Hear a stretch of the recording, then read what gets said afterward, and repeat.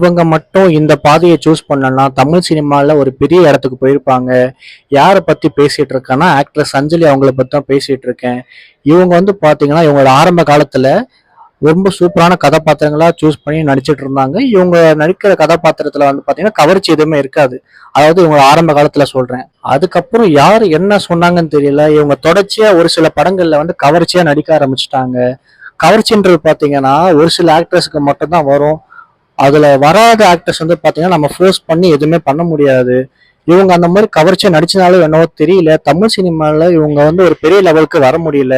ஆனா எனக்கு வந்து இவங்க பர்சனலா நிறைய படங்கள்ல பிடிக்கும்.